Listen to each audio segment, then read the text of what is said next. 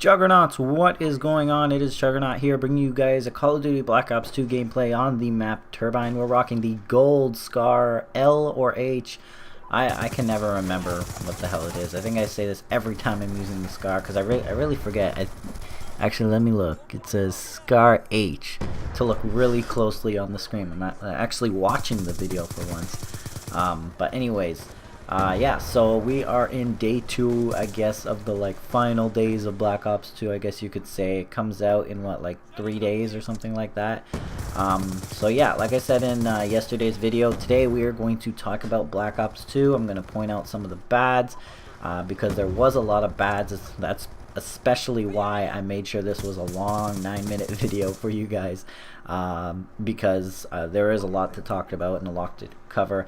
I wrote down a few things just because I'm the type of person that remembers everything when it's not important and doesn't and forgets everything when it's important to remember, if that makes any sense. But anyways, yeah, so we're going to start out with the negative because we're going to get the bulk of it out of the way. I'm sure I'm going to forget a lot of stuff, but I just wrote down a couple of things that really stood out to me and affected me the most. So the first thing I wrote down here is the OP weapons. Now this was ridiculous. I mean, I've never seen a Call of Duty so overpowered. I mean, Modern Warfare 3 was right up there with the whole ACR situation, but this one was so bad that they actually patched certain guns twice, which is ridiculous. Like, it's one thing to patch a gun once, but to patch it twice just shows you how overpowered they made it in the first place. And really, it was no fault but any of players like me. Like, I mean, players like us, like Rush players, like, they don't want guys like us taking over Call of Duty. They want Call of Duty, all the developers want Call of Duty to be is a game that for casual gamers. Call of Duty will never, in the developers' eyes, ever be a skilled game, and it really isn't, because of the connections, because of the fact that they nerf all the good things in Call of Duty, or take them out, or do something to negatively impact the game. But really, the things that come to mind are the target finder, the MSMC, the PDW. Now, I'm not saying those are bad weapons, like bad things that they were overpowered. I'm just saying it was bad how, like, assault rifles and SMGs, like the Vector, you know, the MTAR, just stuff like that. You didn't really see much after the first, like, what, 2 or 3 weeks of Call of Duty. You saw them a lot in the beginning because that was like the first main weapon that you would use. But really, after that, it was all MSMC, you know, AN94, Scar H, PDW, just guns like that, and some shotguns. But moving on to the next thing, and this is probably the biggest thing on my list, is connections. And tying in with connections, we got camera angles. I mean, the camera angles in this game were just ridiculous. I think I posted like 2 or 3 like little clips where it just shows how ridiculously bad the camera angles. And I think I posted one video where I was playing on overflow, and I got a nice like 2 or 3 piece, and then there was absolutely no one there. Ran into the building to the left of me, and basically was in there for like a full like 2 or 3 seconds, and then I just dropped. And when I looked at the kill cam, it was the guy outside who had a target finder MA, and on his last bullet of the quad burst out of the MA, he killed me. And I even replayed it back from his point of view, and it's clear I'm clearly like way gone, and for whatever reason I died. So that's for broken camera angles. And the connections, just ridiculous on its own. I mean, we all know the problems with Call of Duty connections, but hopefully that'll be all over with Call of Duty Ghosts having dedicated servers. Lack of a MOAB, and that kind of also ties in with lack of something new or something to go for. In Modern Warfare 3, the reason why I was able to play it up until Black Ops 2 first came out was because of the MOAB, right?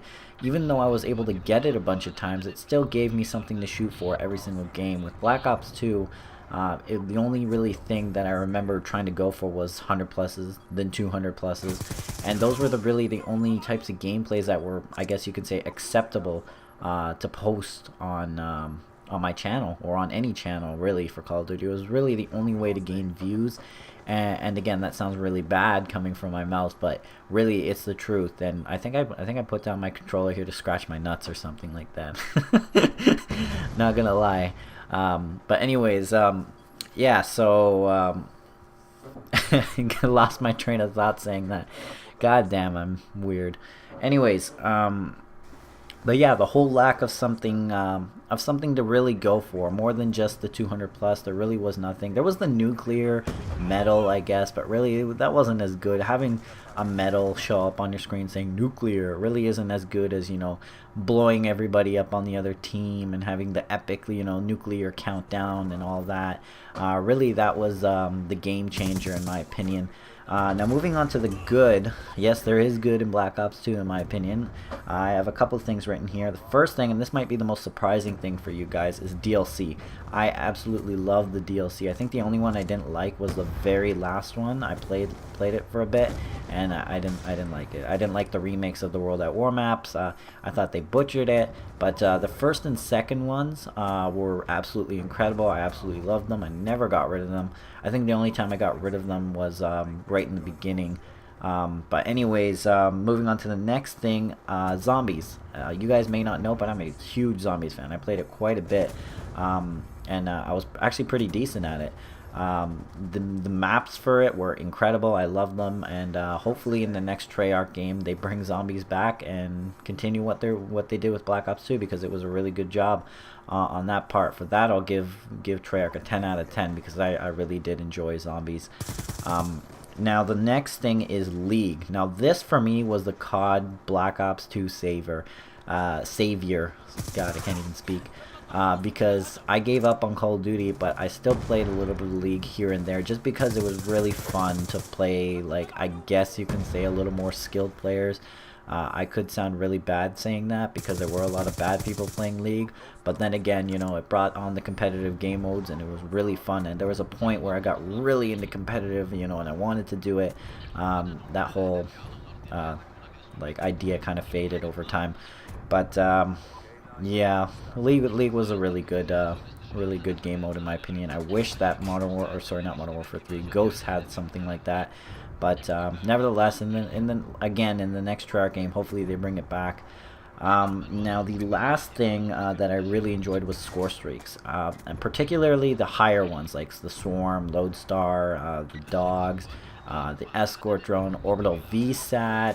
I really loved all the score streaks in Black Ops 2. I did not think that they were overpowered. I didn't think that the Swarm needed to be patched, because the Swarm isn't as easy as it seems. It might be easy for someone like, you know, myself, Jay Nasty, you know, guys who have like a lot of experience or are really good at the game, Bongo Jenkins, all these people that I know that have at least like a 2 KD. It might be easy for all of us, but for most of the casual players it was pretty tough. So really I don't think it was overpowered, and it was really unnecessary to you know, nerf it, but whatever, it's still good nonetheless.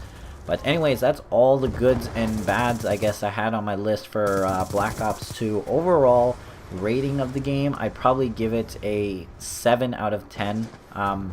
They're just balancing out all the goods and the bads. Definitely a 7 out of 10. And if you guys didn't know, on my video that I made for Modern Warfare 3 review, I gave it an 8 out of 10. So hopefully Ghosts is a lot better than Black Ops 2, although I did enjoy Black Ops 2 in the long run. Anyways, guys, coming to the end of the video here. Hope you guys enjoyed. And tomorrow we'll talk about Ghosts and all the things I'm excited for. Peace.